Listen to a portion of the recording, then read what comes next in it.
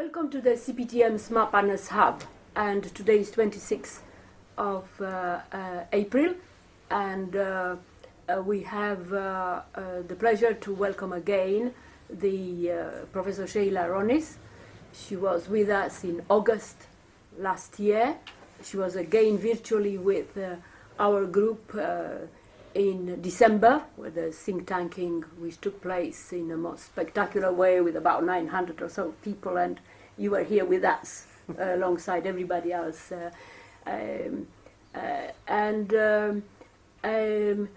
Welcome also those who are probably going to watch and expect answers to be given to the questions which have been sent, those in Uganda, those in Malaysia, who sent questions in Australia, South Africa, in Oxford, and so on.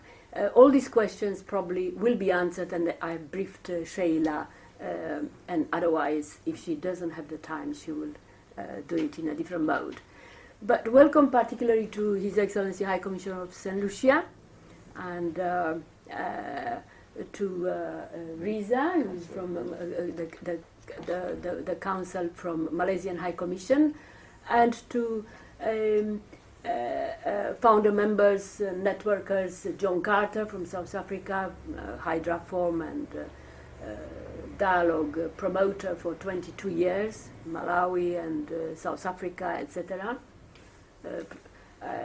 Kit Burdess, former diplomat but very actively involved in CPTM in the last few years, and Professor Bruce Lloyd, who is probably known to Sheila, and he will tell us how does she know Sheila, and so on, how Sheila knows Bruce. But the reason why I make that point, Bruce, is because one of the main kind of focus of the CPTM, Commonwealth Partnership for Technology Management, and the fabric of CPTM, of the Smart Partnership Movement, is networking. Now, it is not networking because of this, it is networking because of the modus operandi, the basic modus operandi that our group evolved from since 1984. So we are kind of, when you hear only in the last 2 weeks, fully connected, yeah? Julia Hobsbawm just launched this yesterday, surviving and thriving in an age of overload. Overload is about the digital landscape. You probably know Anne-Marie Slaughter, just about 2 weeks ago. She talked about network science, about chessboard and the web, strategies of connected in a network world. There was another lady, she is a mathematician who joined a software company in Cambridge, but one of the reasons why she became very well known quickly is because she was very, very good at networking. She was very shy, but she needed to. So she thought she would put together quickly her experience in networking know-how. It's one of the most sellable little book about how to connect for success. Zoe Cunningham is her name. Now, we are not advertising for these books. There is an abundance of articulation and expressions of how to deal with the world in the current flux. And mainly people are looking at trying to understand networks, but above all to understand patterns that are emerging from this chaotic look-alike.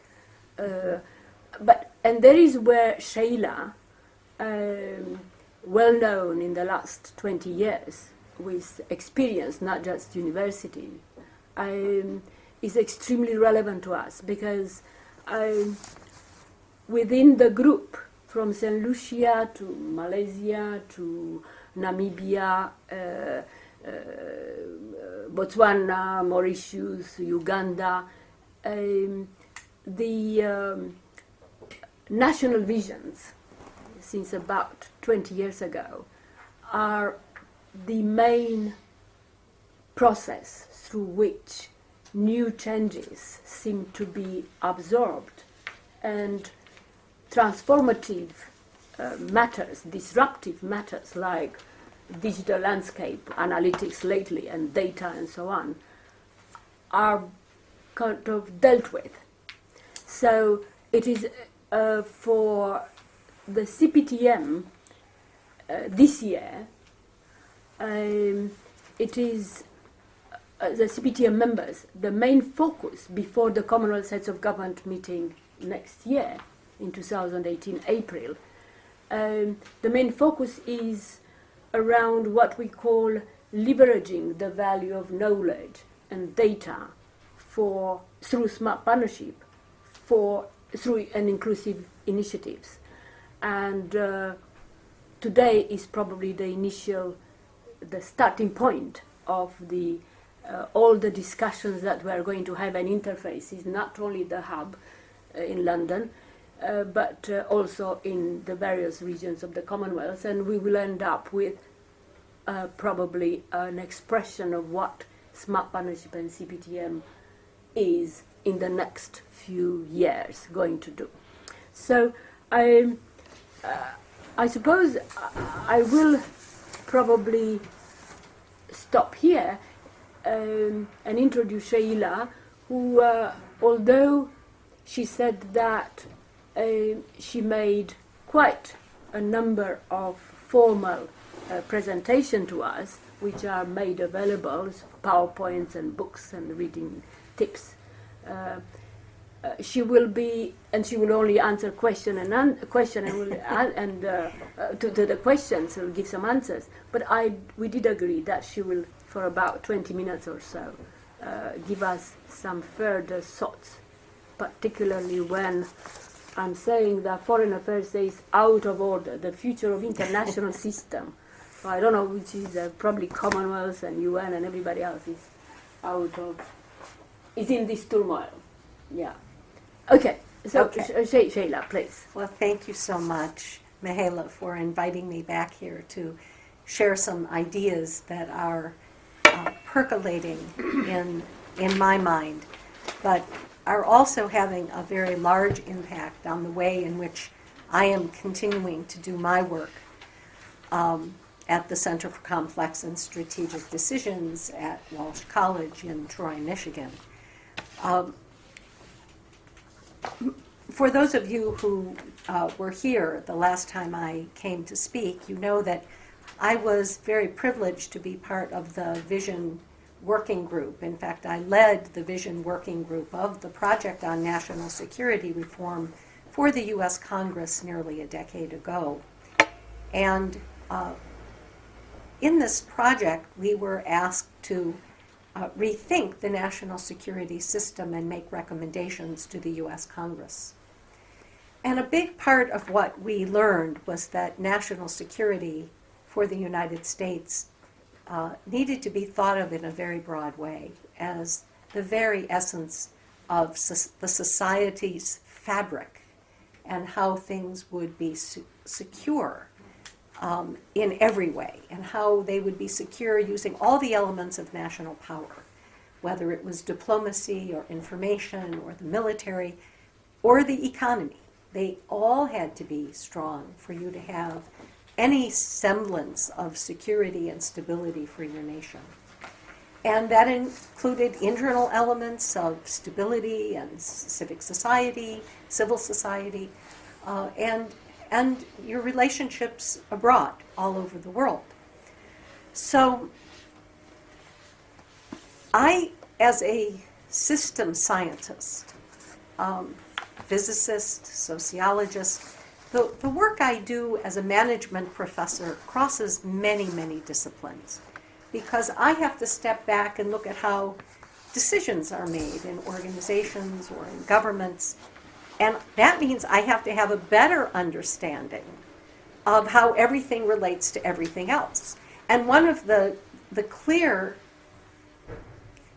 emerging properties of the complex social systems that we will be wrestling with in the future have to do with seriously thinking about what are the are the forces on these complex systems?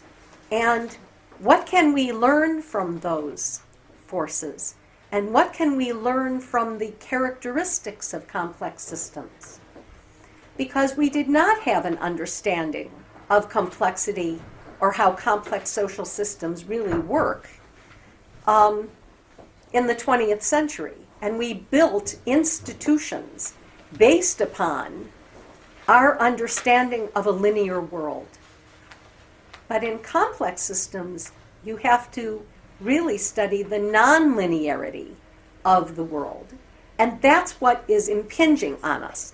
Forces of non-linearity, where cause and effect are not clearly identifiable, where prediction may be impossible, where control may be impossible, where you might, if you are lucky, be able to influence a complex system, but you probably can't control anything.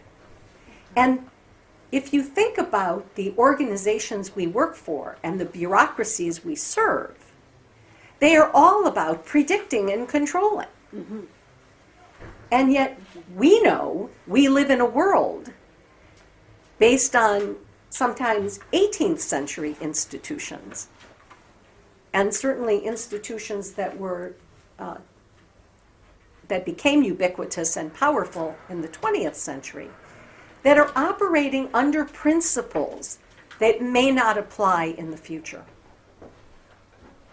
Because we do live in a complex world. The only difference, we've always lived in a complex world. The difference is today we know it. And 100 years ago we did not. We might have had an intuition that we lived in a complex world that we couldn't control. But today we have a much better understanding of that. And the U.S. military would characterize such a world as one filled with volatility and uncertainty and complexity and ambiguity. And if you cannot feel comfortable in a world like that, you are going to really struggle in the 21st century, because the kinds of forces that are coming at us in this complex world also now include things like disruptive technologies, whether it is bioengineering, whether it is nanomanufacturing using 3D printers. You can think of it on and on, but the machine learning, artificial intelligence, and of course the inflection point where machines are going to be much smarter than human beings. And we really, as a species, do not know how that's going to affect the future of the planet. Concurrent with all these forces, we have permitted our environment to perhaps go past a tipping point where we are increasing the temperature of our planet, and we have not had a global consensus, a true global consensus, on how to proceed. At the same time, we're trying to figure out what kinds of international institutions do we need in a 21st century era where children are artificially produced, are literally engineered in a laboratory, perhaps where the difference between a robot and a person will be indistinguishable as we take robotic technology and implant it in the brains of children. This is coming. Watson, you mean? Well, a Watson in a 5-year-old child. Yeah. And we, as the human species, have not really thought through what that is going to do to ourselves, to our planet, to our institutions, to our countries. And these are some of the emerging technologies that, from my mind, are going to tug at the very fabric of what we have all thought of as our societies, our governance structures. And the visions. And the visions that we want for the future. Mm-hmm. Because as Mihaela knows, I am very involved in helping organizations with something called strategic visioning, which is a process to bring together people, usually of disparate views, to come together and discuss and dialogue about what the future should be. It is a values clarification activity where you come together and decide what you together want to create in the future. And that is very difficult in a world of 6 billion people with increasingly rare and scarce natural resources, where water is no longer clean in most places and must be treated, where the air is increasingly polluted in many places, and the environment is warming. We are melting ice caps, and we have no real idea what that will do to the littoral regions of the planet, where huge populations of the planet's family live. And so what we have now is a confluence of all of these forces together.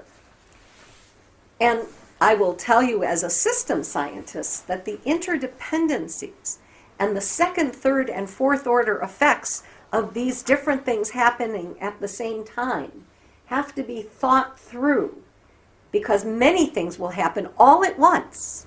And our ability to react, recover, to build resilient systems in the process are really going to have an enormous impact on our ability as a species to survive.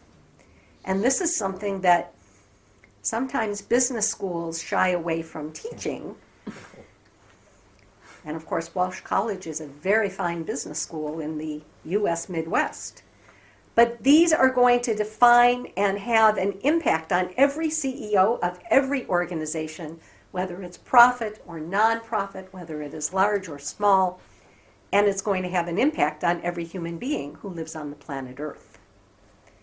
So for that reason, I think it's very important that we find methods to build a better future, and one that can accommodate the kinds of change that I am observing, both in the technological community, in the political community, in an economic global community, and in the institutions that we are going to rely upon to help us manage our way through these changes. But these are the principles that you kind of... Well, and some of these principles, an understanding that you don't control, yes, that. and understanding you can influence, but you have to understand the system well enough to do that. Mm-hmm. And, these are very new ideas compared to the old command and control systems that we have built routinely in everything, in all of our institutions. Mm-hmm. Whether they in governments, as I did mention, particularly in government. In governments. And I think it does change your perspective when you step out of that routine to think about some of the natural forces that are also having an impact on our society. Of course, your kind of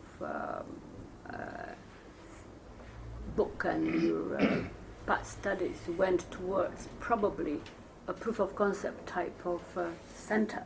Well, and the work that I have taken on, and my colleague, Dr. Richard Chasdy, and I have put together a number of what we call visionarios, which begin with a system map to explore assumptions, interdependencies, interactions, second, third, and fourth order effects of decisions.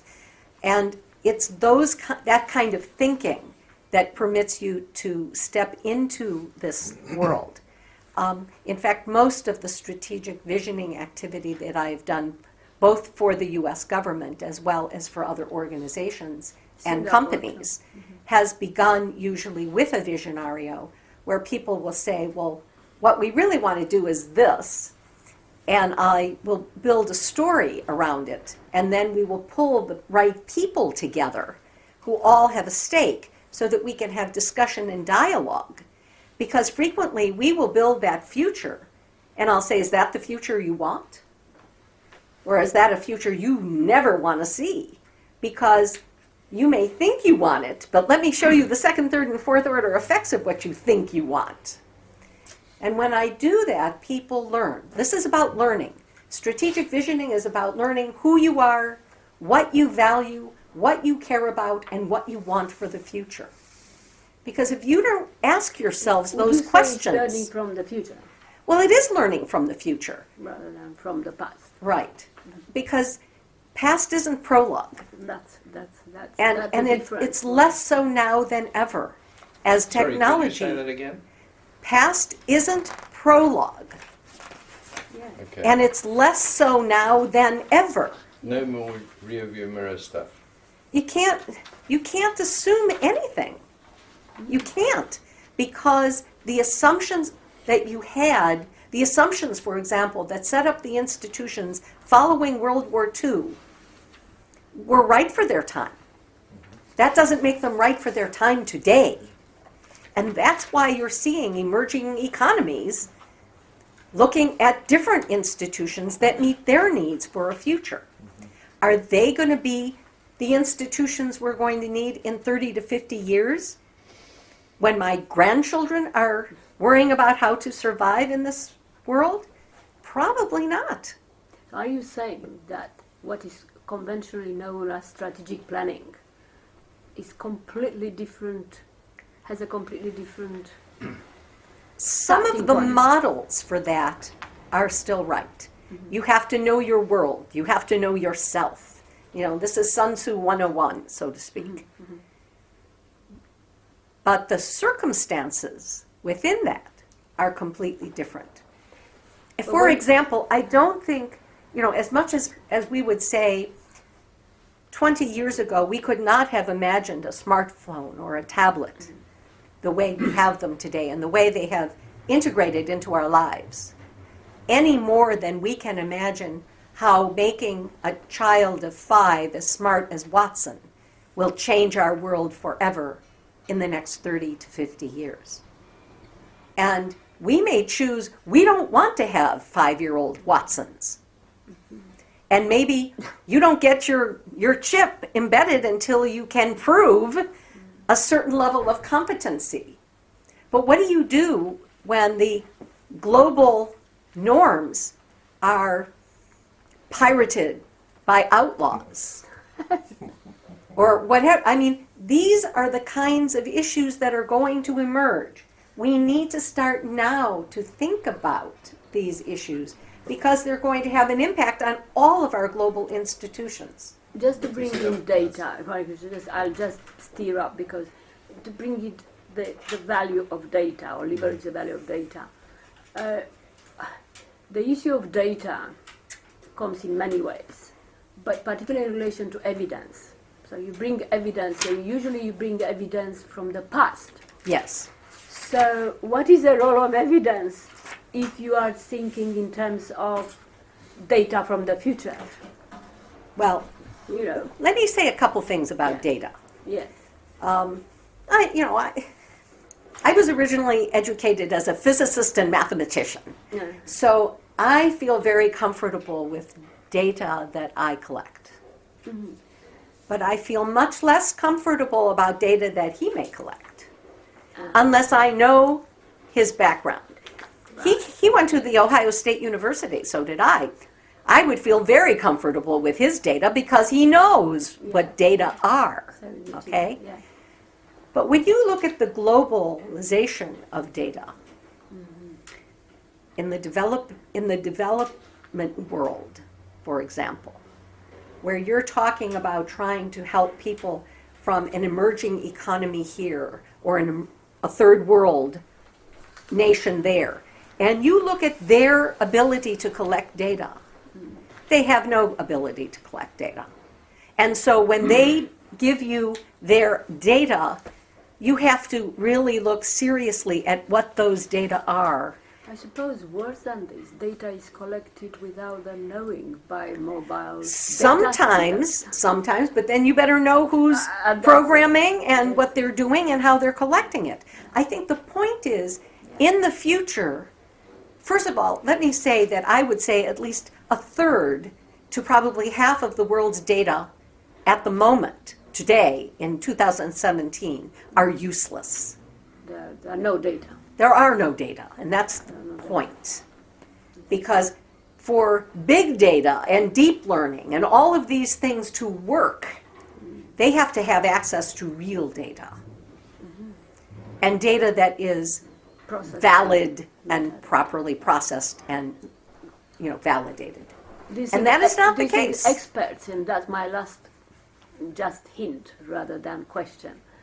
The experts connected with data. You started saying, I'm a scientist, I'm a physicist, I know what data, that means I'm an expert.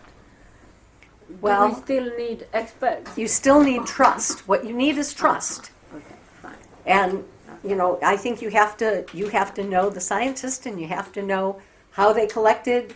And I think the scientific enterprise the global scientific enterprise is probably our best bet to getting reliable and valid data. So the visions probably Have to include somewhere in that, they have to at least accommodate to that. probably even more than before. Well, and especially now with artificial intelligence, even artificial intelligence can be misused, can How be do you abused. describe our artificial intelligence for someone who doesn't hide It's behind probably a series of mathematical algorithms that are meant to look for certain patterns. That would be in my definition, a layperson's definition of artificial intelligence. But try to replicate experts. Yeah, Yeah, but frequently it is based on reams of data, that's and those data must be reliable and valid. yeah. Okay. Some years ago, somebody who was doing some visioning on robotics went and put these visions through to bring some ideas about what do we want for the future and what should the rules be. And I'm thinking of Isaac Asimov. Right. Right? He brought forward, he said, these are some of the issues we've got for the future, and is this what you want? Correct. And then he had some ideas that said, we want to make sure that our robots are always Serving us. Okay? And they will never harm a human, or whatever it might be, Right. and so forth. And he really explored in the Foundation series what androids would be like in the future. Yep. So that you really had a difficult time knowing that this is a person and this is a person android, because they really merge in his world view and in his writings. But he still had very clear ideas about whether the androids would manage the person Would or the behave human. themselves. Right. Would humans enslave themselves? But I would argue we've already enslaved ourselves. How many of you can live very long without your smartphone? How many times a day do you look at it? Does it sleep with you? But But how- do you how- think his approach are there similarities in what you've been doing on these questions of your visionarios and so forth, of saying these are the possible futures, and then what you were saying, what you want out of these, what can we think of as being the rules or the limits or the things we at least will try to guide things Yes. in towards? In the Actually, case of they the project, integrate risks in such way. well, you have to, Yeah. clearly the issue of system risk is always prevalent. Yeah. But I think it's the dialogue and the discussion are an integral part of this process, because the values clarification activity itself is at the root of developing a vision for the future. And I guess part of what is facing humanity is a lot to do with what do we want, and do we even know what we want? Because I would argue we don't know what we want.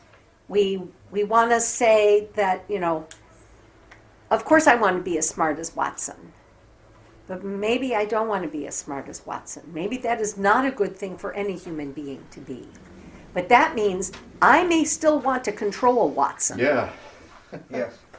And the question is, how do I do that? Are If, you- if I'm a global security community, and I don't want a super race of robots deciding themselves that the human species is just, A waste of time. a waste of time.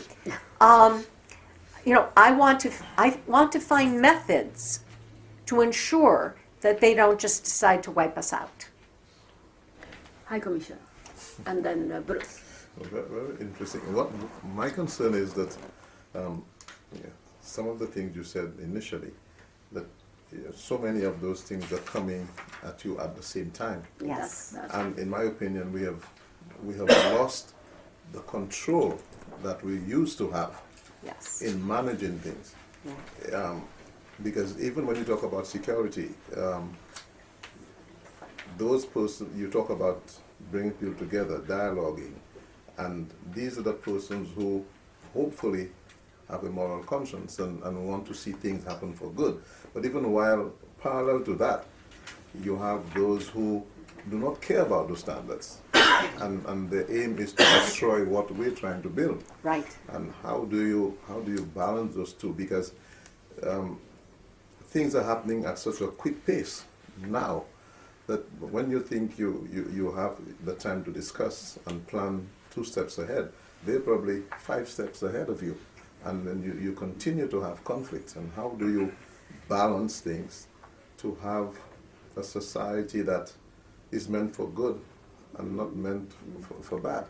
Well, Because things are moving at such a the pace. scale, the scale and speed. the scale and speed are Yeah. enormous. Yeah.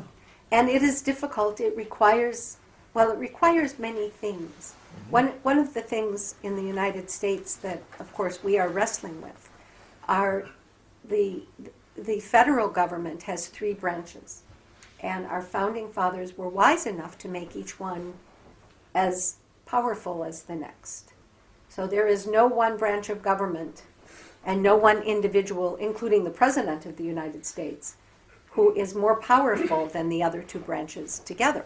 You're talking about the Congress, Well, the legislative branch, which is the Congress, the judiciary, which is the court system, and the executive. and the executive branch, which is led by the President of the United States. But But we see even now that, yes, that worked then, but even now we see one making a mockery of the other. they're Even- trying, but they're not succeeding because the courts are stopping our president regularly because they view what the president is trying to accomplish as against the Constitution.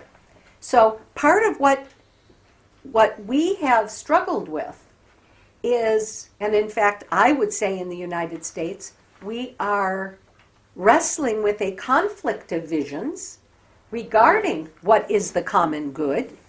Yeah, But at least we are having this discussion and dialogue. which is very useful. And at least in the United States, we have methods to hold people accountable. It doesn't always work. It's not a perfect system. Nothing is a perfect system.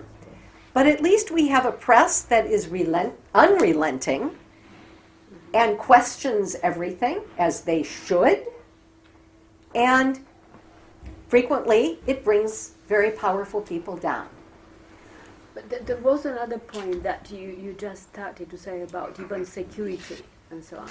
Yeah. Well, one of the reasons why since last year Sheila's input is extremely valuable is because in most of the national visions in the last 20 years, the issues of defense and security were dealt with separate from the civil society and civil areas. Yes. Now, more and more, whatever you can deal with, that came out from her and many others, but you cannot deal with reforming security and defense without integrating them into the civil applications. Correct. And the other way around.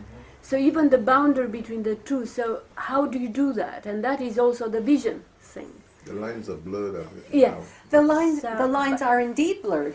So- In one of the Visionario examples that we put together based on the work of my center was a Visionario of the future energy grid of the United States, where we looked at a story where the energy grid goes down and what emerges is a distributed energy grid, because Americans were wealthy enough to say, we don't care what the utilities say, we're going to put up our own windmill for our area, and we're going to get our own solar cells, and we're going to just go around the world and get what we need so that we can have energy for our community.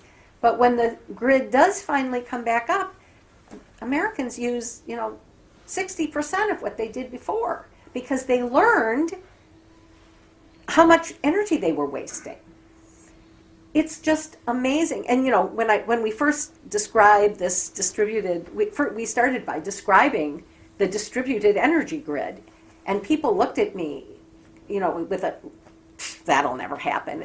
And then I said, well, let me show you how it could, you may say, knowing what you know about the partisanship in Washington, D.C., how could such an event ever occur? And then, of course, I tell them a story about how, because of a cyber attack, the energy grid comes down, it is damaged, it takes a long time to recover, and this is what people do, because Americans, with all of our flaws, empower themselves. We tend to be a kind of group that tends to say, when in charge, take charge. When there's a need, I will, I'm going to do it.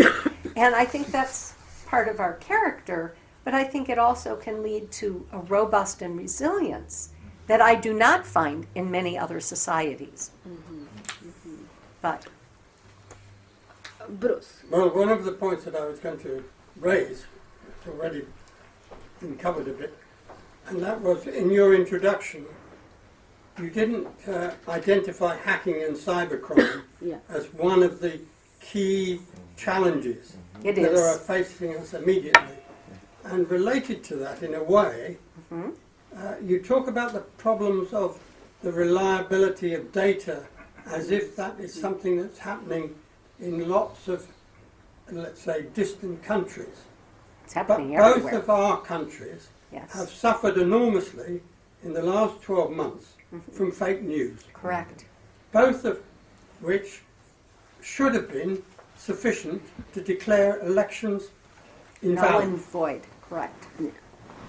How are we going to establish processes that make that sufficiently reliable to not produce totally anomalous results?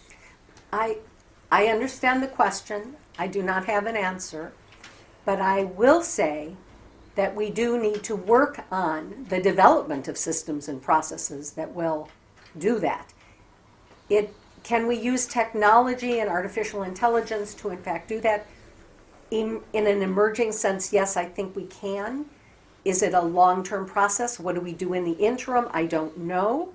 But I think that the role of the freedom of the press, at least in our two societies and countries, can play a very important role in this, to the point where we do have to hold our senior leadership as well as our institutions accountable.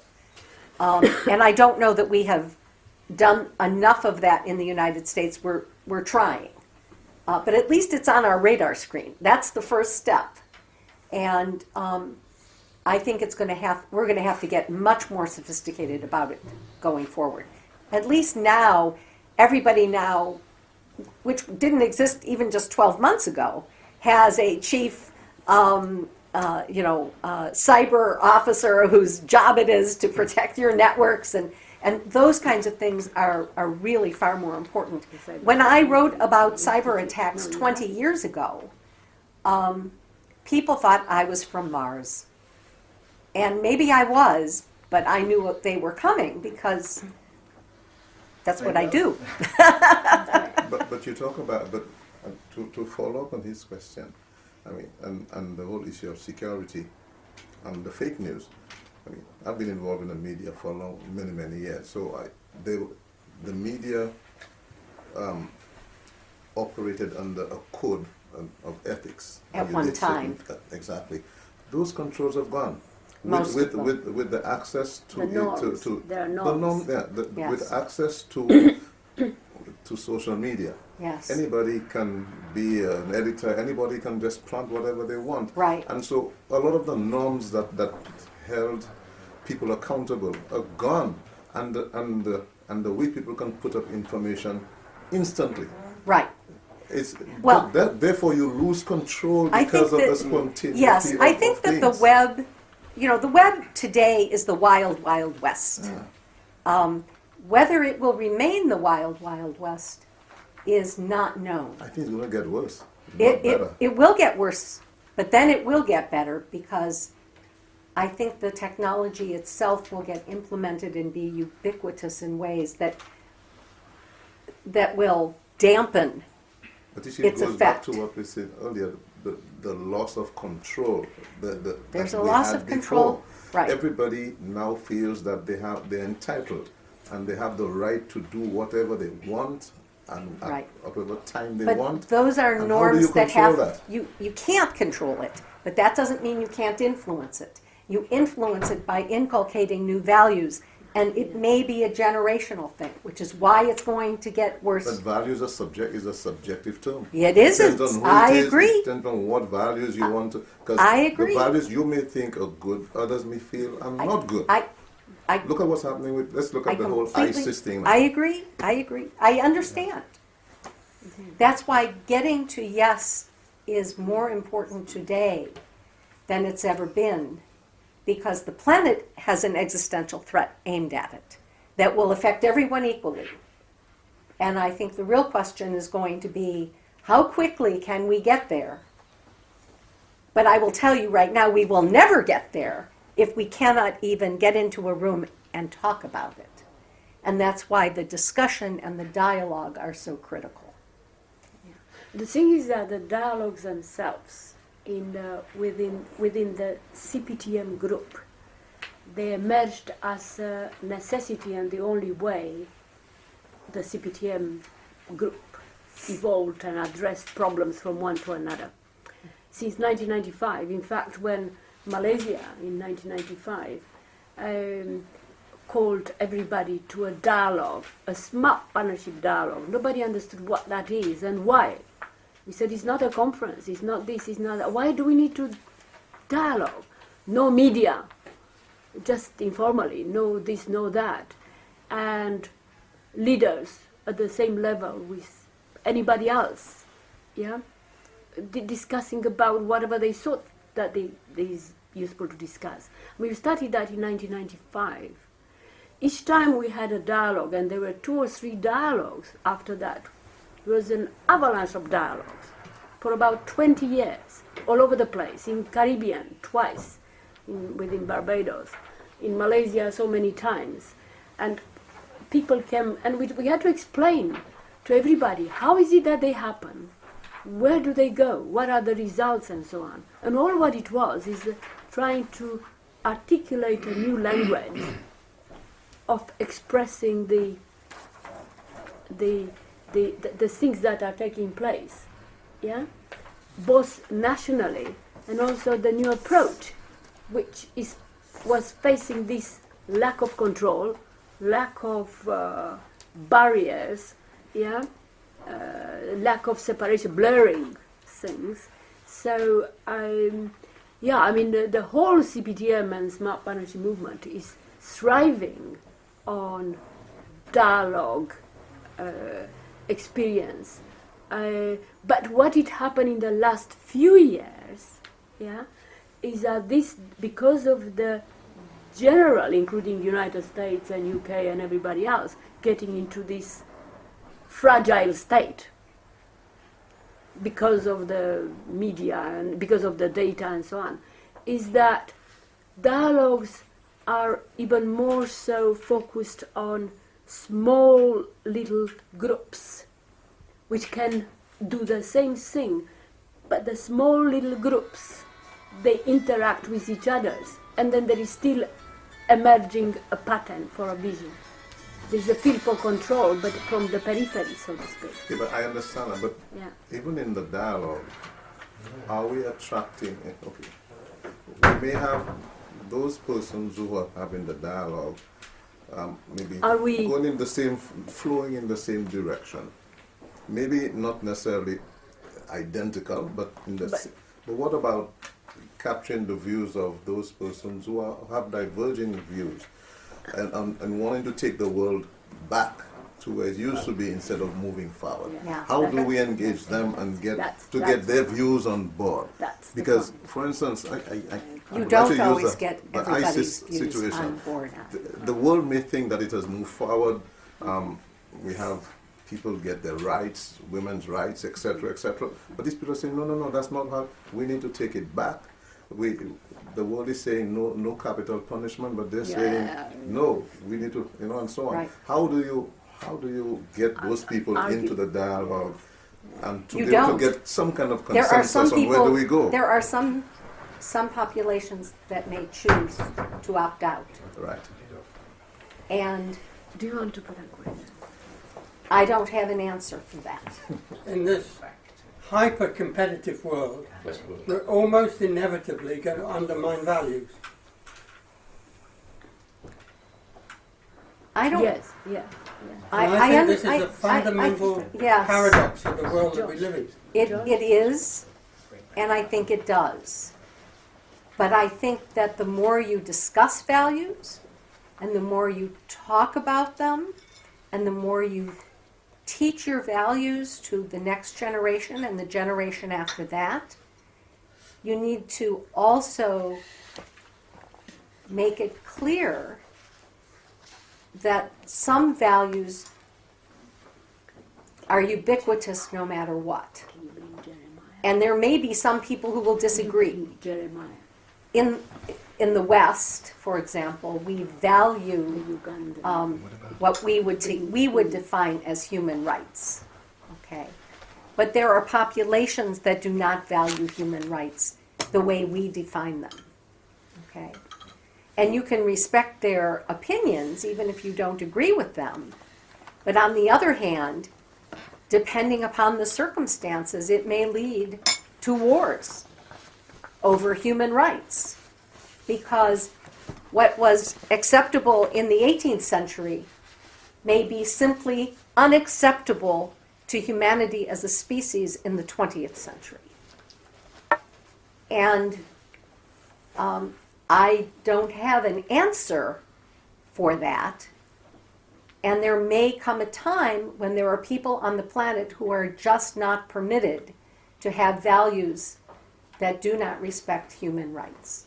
And you managed to live with the criticism that this is a new form of cultural colonialism. Yes, I think that is correct.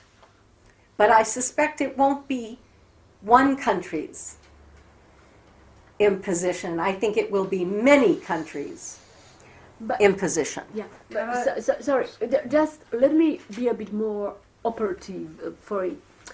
You were very much into long-range strategy planning for so many years, yeah? Now, I thought you were going to ask or use Sheila's presence to try to ask how is strategy planning likely to evolve and to be useful, if at all, based on the recognition that there is this complexity that is being dealt with. And strategic planning, strategic decision is in quite a different mode taking place.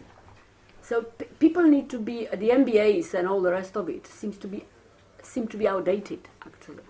They are promoting things which not only the Well, if they're institutions- linear, they're if certainly they're linear, outdated. yes. They're Can I linear. bring in a point which Yeah. is associated with this, which is you've talked about second and third order and so forth effects, and it seems to me one of our problems is that very often political imperatives or whatever it may be tend to override what it actually leads to is that what we actually do tends to be counterproductive. You get the situation over terrorism where we know that if you get all scared about a terrorist attack and so forth, it encourages more terrorism. Okay? And what your intention and hope is to do is to reduce terrorism, but the way they see about how do we reduce terrorism is my department needs more money to have more people trying to stop Right. terrorism, rather than actually saying what we need to do is Right. to regard those people who are doing this as being of a particular character that will be unattractive to other people who might otherwise want to follow them. That would be a logical second order prevention of on I terrorism. agree with you. And the question is, how can you feed in that those second order effects are so important that you actually ought to heed them Second, right, third, at the fourth. first, rather than do the thing of please increase my budget and give me lots of Because, more people to do it. and I think you are absolutely correct, which is why virtually all of our work begins with a system map. So that you have an appreciation for the system, you know what second and third order effects are. You start to identify them, you start to look at them, and you say, which of these politically could I even start working on? And you begin to raise up an understanding and a discussion and dialogue of the second and third order effects. This is kind of what we did with the energy security as a grand strategy, and we were stunned when Senators Murkowski and Scott actually cited our work as their very first citation in a major paper that they published about the future of energy grand strategy for the United States. And we were thrilled because not only had they read it, they understood it. And, you know, U.S. policy was changed. So it's not that these things are impossible. Are they easy? No. Are they hard work? Yes. And are they as relevant to the CEO of ExxonMobil or General Motors as they are to the Prime Minister of the UK? Yes. Because either you understand the nonlinear realities of the world or you don't. And if you understand them, then there's a possibility that you can do something. Because if you still have that 19th and 20th century linear world in your mental model, you will never be able to deal in a complex world. Not effectively. Yeah. The smaller communities, smaller countries, Actually, they have a better opportunity That is what to I affect wanted. change in their countries. better than And it's the reason that, you know, many years ago, I went to Singapore to study what they were doing, because they were incredibly successful on many levels. that's why they're looking at Malaysia within the Yes. last 20 years. Within the Commonwealth, because there are the same kind of Yes. values within those countries who are in the Commonwealth, and they were following all the progress and they're Right. following what the progress that is taking place. But is that not the smaller communities, if you like, or let's say the communities that have not been up to speed with the rest of the world can do it? It's a bit like a bad It's a analogy Lucia. perhaps, but Province of East Your Malawi, country can do it. yeah, I just want to say Malawi had terrible telephone services. Yeah. And they just didn't have budget to fix them. They had, in fact, laid the telephone lines and the electrical lines and the water lines in the same trenches. Didn't work very well when everything got a bit old. Cell phones came in and they leapfrogged Right. instantly. And now they can go to the next phase, which is cell phone banking. They can go to systems that were not even conceived before Correct. because they had a crisis which they had to solve differently. Right. So it's the same kind of thinking, isn't it? Correct. Question is how to get them to understand to do that thinking. Well, I think you can't do it unless you start with a conversation. Yes. So somewhere you've got to have a dialogue. Yeah. Correct. Back to the dialogue. It's back to the dialogue, And because this is all about learning. And the leadership as well. And that's leadership. the point I was going to make. One of the reasons that I have or I believe, I may be wrong, that dialogues have taken a back seat in recent years in Africa and in other countries has been because people had vested interests. They came into power and didn't understand perhaps what was being worked on before. They didn't want what Yes. the previous people had, and therefore they wanted something else. They need now to realize they can't hack it themselves. Right. They actually need help. No, that's a fact. Absolutely. And you can see it everywhere. Just look around. You can Yes. see the mess all over the show. It's very easily picked up if they're prepared to accept it. But they must be prepared to accept it. It's a big if, though. I know, But there is a question that when you say leader and leaders means there is some control from that leader, and we are saying that there is less and less control on any system. So the leaders is of a different nature. But they still are champions, or should be Well, champions. Right. yeah, but they and, can't. And I think the best examples, such as the energy security one in the United States, where we brought together people from government, but we also brought together people from industry, and we brought together people from academia, and together we had the dialogue, That's and good. that made all the difference. That's Michaela's model. Well, I mean, not Michaela's smart partnership model, but you see, the smart partnership model of dialogue needs to be, it looks like it's going into a new phase.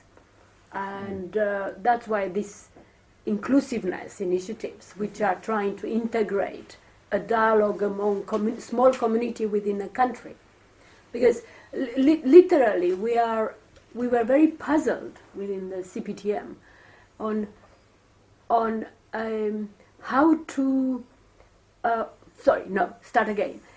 why governors of central bank were interested in coming here and discussing about financial inclusion when they have so many other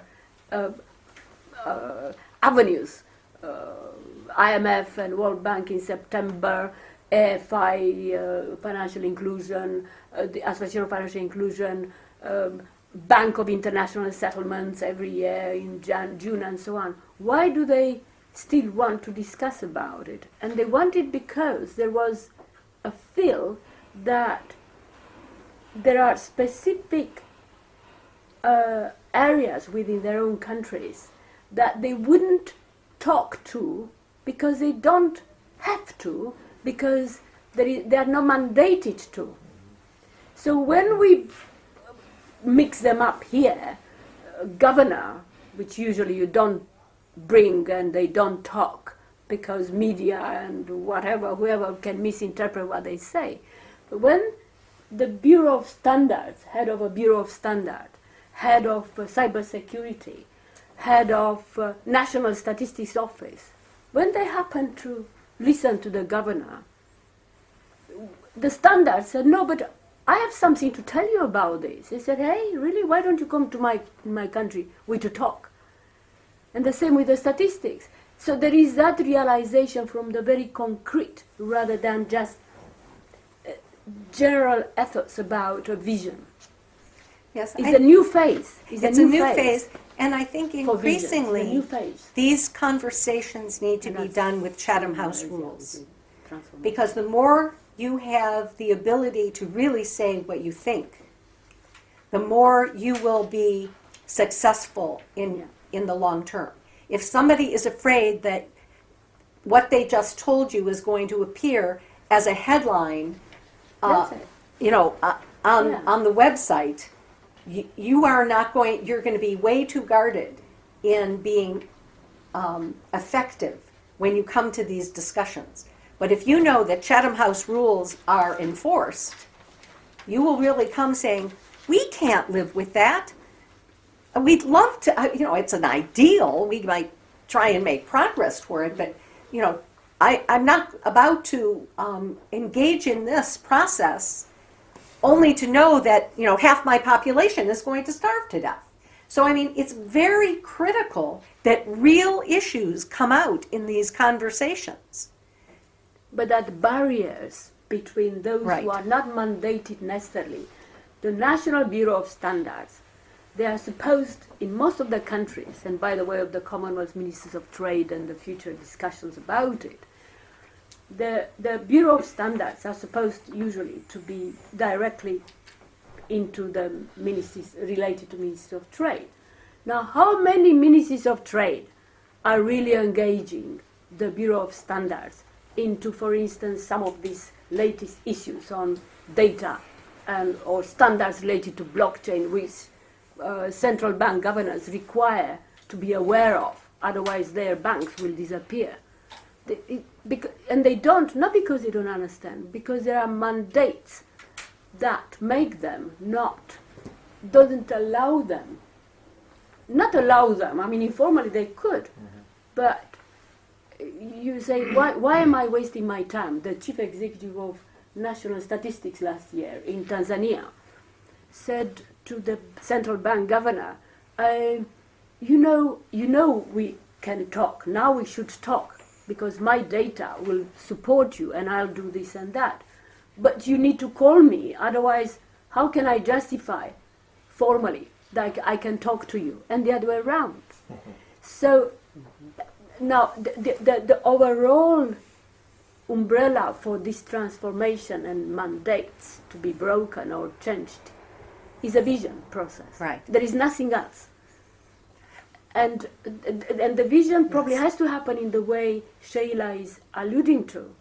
These are systems which evolve and coexist. Co-evolve, right. There's a lot of emergent balance. properties in complex They're systems. real. These are real Emergent situations. Emergent properties. Emergence got it. is a property, okay, where things come together naturally to occur. Sometimes networks come together, and you can't control these emergent properties, they just happen. But there are methods that you can use that can improve the probability of success once they do. And I think it's those that, I'm a process person. I worry about putting in place a process to make things happen. But I try not to steer my values into the process, even though I know that that's impossible for any human being. But at least I try.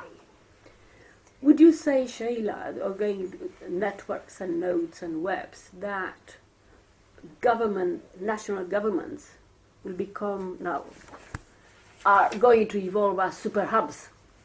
They may, but They are hubs of interaction of networks, it is true, that is exactly what they are, or they should be, or they would. but I'm not sure in 100 years the nation state as we have conceived of it will prevail the way we think they will prevail. I think there will be other networks that are far more powerful. Yeah. And the question is going to be, how does humanity choose to be a citizen of the world through cyberspace, as opposed to caring where they geographically happen to have a home? And I think that is part of this transformation that is going to occur over the next century that most governments today are simply unprepared for. So super hubs will emerge, but not necessarily national. Correct. I think But it's you, right. but you realize that even the term globalization It's- is being redefined now. Yeah. Yes. Quite right. Whereas and- we thought Yes, that yes, in yes. cyberspace and with with people being able to be connected via social media, etc. Yes. If people were coming closer together and physical borders were going down, but now we seem to be reversing. that. Reversing. Everybody want to put up physical borders once more. Now, when many years ago, sorry, I'm not kind of referring to CPTM and Smart Partnership Movement, but we are we bring evidence to this sort of thing. Sometime in '97, after so many years, about 10 before, and the first dialogue, Smart Partnership Dialogue in Langkawi and so on, by '97, '98, Botswana and Namibia, the Smart Partners Commonwealth, they met in Namibia. And the President Zuma at that time, tried to express what is this thing, because says, why are we meeting? So you know why we're meeting and we want to continue to meet? We are a movement. That's a new movement. And whoever was associated, not necessarily very au fait with being part of a movement, we're feeling a little bit, no, this is CPTM, not a movement. The reverse is happening lately. Most of the people say, CPTM, what is CPTM? We are the Smart Partnership Movement, so there is a flag. The CPTM is simply a bureaucratic structure which maintains accountability in old style. But what it matters is the Smart Partnership Movement, is a movement. Now you see all over that political parties are kind of not quite clear. I mean, Trump had a movement. Well, Penn had so a to movement, speak. whoever movement. But I what think, is a movement? I think what you're seeing in the current political realities, both in Europe and in the United Everywhere, States, is a reaction to Yeah. the globalization process that disenfranchised large populations of people and dislocated their jobs from one place to another so that they could not maintain their lifestyle. And in many parts of the world, including the United States, this was a very dangerous thing that the government chose to basically ignore. They said, well, we have a robust economy, they will find other work, but they didn't find other work, and there was nobody really working on the problem because they didn't perceive it as a problem. That's it. Okay. And a lot of that had to do with their lack of systemic approaches. It's that linear mentality that in a world of complexity, without understanding the complex dynamics. Exactly. Again, it's to do with facts as well. Yes. I believe that You in want the to recent you comment. 5 or 10 years, the American economy has actually generated more jobs in America than it's ever done before. But not the same jobs. Not the same jobs, but that's the issue that Yeah. Yeah, Well, the and- perception issue that Yes. gets hijacked for Yes. other people's Yes, that- reasons. Precisely. And I think part of what some of us in Detroit, for example, were trying to argue when people went to the U.S. government and said, you have to bail out the auto industry, there's a good reason to do this, and it isn't just saving some jobs, it's about saving our economy from imploding, because you don't understand that these jobs support 10 other positions, whereas the new job that just was created is creating 2. That's it. So do you want the jobs that create 10 more jobs, or do you want the kinds of jobs that create 2 more A lot of jobs? contradictions there. Because not all jobs are equal. And this is a part of the complexity. You have to really not only understand the kinds of work that occurs in your economy, you have to understand the multiplier effects of each one of them and the quality of that position.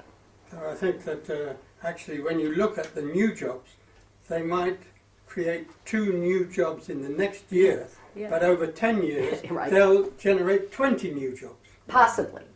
Different I mean, type the of whole jobs. issue Yes. of digital cameras is a fascinating case study of that. It's Yes. put out of business the film business, but my goodness me, it's generated so Right. many new industries. This, But to eliminate an auto engineering job in particular, and then creating a job flipping hamburgers at McDonald's, those are 2 very different things. yes.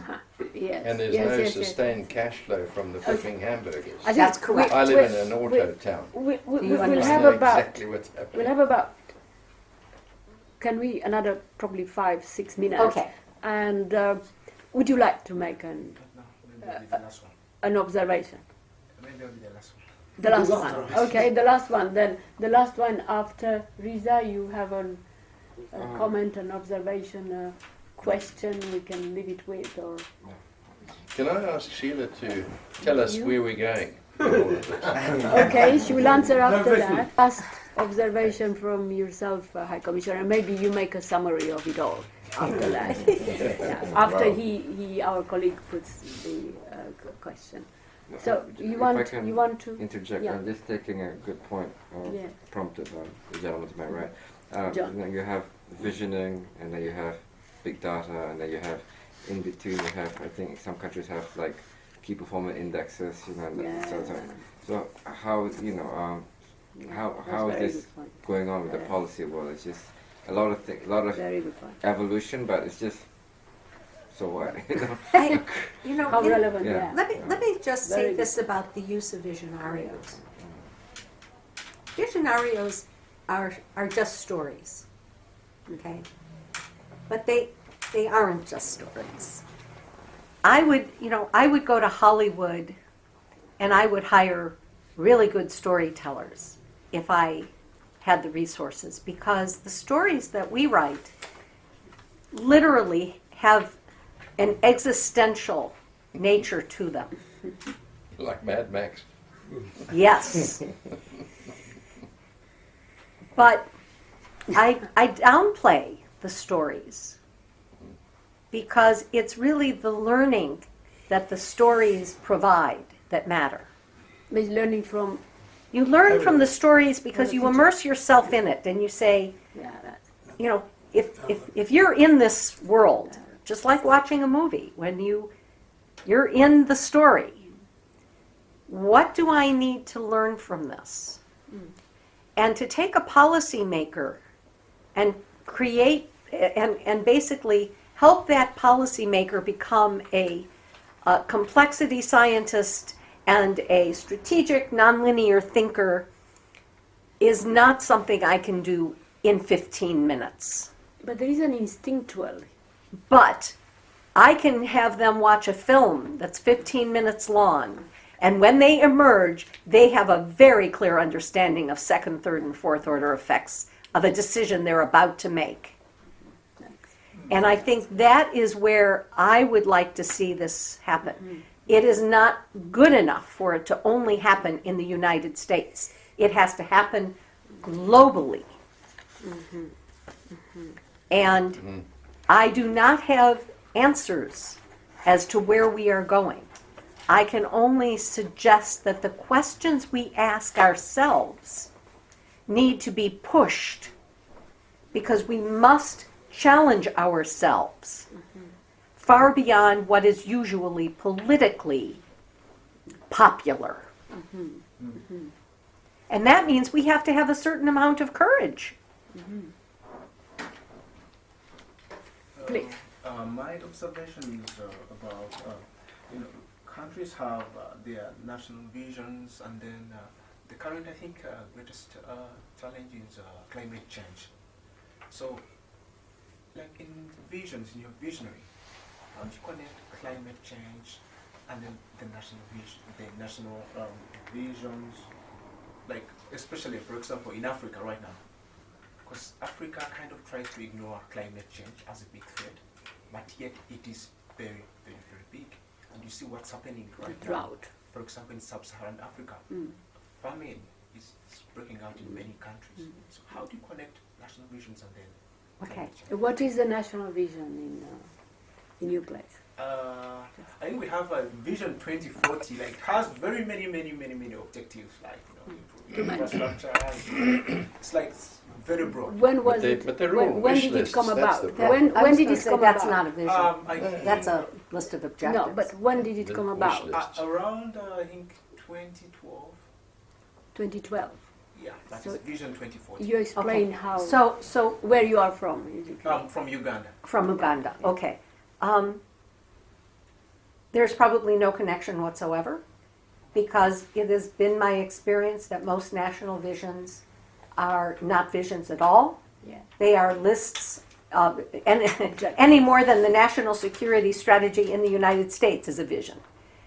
It's a wish list. It is a list of things that an administration wants to accomplish at the time that it is published, and it's nothing more. To create a real vision, you have to have discussion, you have to have dialogue, and you must have a discussion of values. And if global climate change is going to have an impact on you, and if you are alive and live in this world, it will, And I say that as a scientist, not as a policy person. That's the role of experts, I would say. Yes, I had to take my hat off as a policy person and put my hat on as a scientist. Then in your discussions, you better be thinking about global climate change and how it's going to have an impact on you. And oh, by the way, what are you going to do to try and ameliorate the problems in your country from what is coming? It's coming whether we like it or not. I think we ought to say so and try and address it. But one of the reasons why most of the visions, Well, they may be economic or political. is because they, to be safe, they are being embedded into the national planning. Yeah.